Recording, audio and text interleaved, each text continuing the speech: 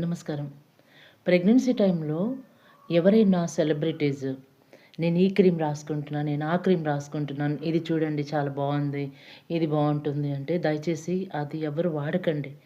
ఎందుకంటే ప్రెగ్నెన్సీ టైంలో no chemicals on the face. Because ఏది అప్లై చేసినా సరే అది బ్లడ్‌లోకి కూడా వెళ్తూ ఉంటది.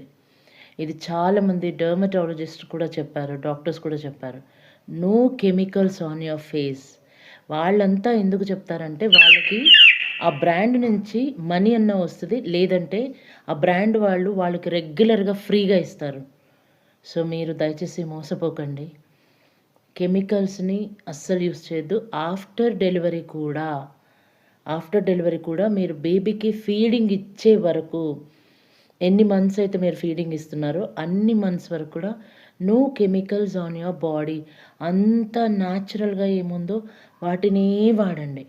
మీరు ఇంకా బ్రైట్‌గా కనిపించాలంటే మీరు ఫోటోస్ తీసుకునేటప్పుడు గానీ, వీడియో తీసుకునేటప్పుడు కొంచెం లైట్‌లో ఉండి తీసుకోండి చాలు.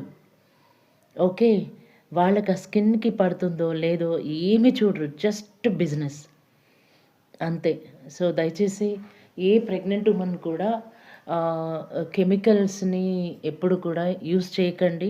ఎందుకంటే ఆహ్, పుట్టుబో పుడుతున్న పిల్లలు గానీ, గర్భంలో పెరుగుతున్న పిల్లలకి చాలా వరకు వాళ్ళకి తెలీదు. కాంప్లికేషన్స్ చాలా వస్తుంటాయి.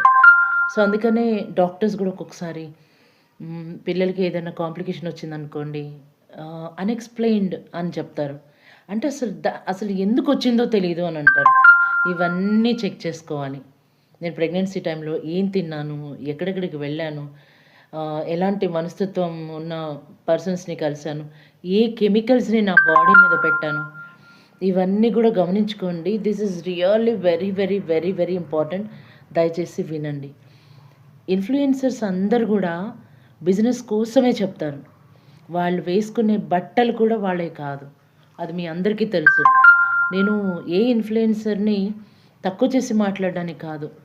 వాళ్ళందరికీ ఒకటే ఏంటంటే ప్రెగ్నెన్సీ టైంలో రకరకాలు అసలు మన బాడీకి మన ఇండియన్ క్లైమేట్ ప్రకారం మన బాడీకి కాటన్, ప్యూర్ పట్టు ఇలాంటివైతే సరిపోతాయి గానీ, అవి ఏంటేంటో బాడీ పైన వేసుకుంటూ ఉంటారు.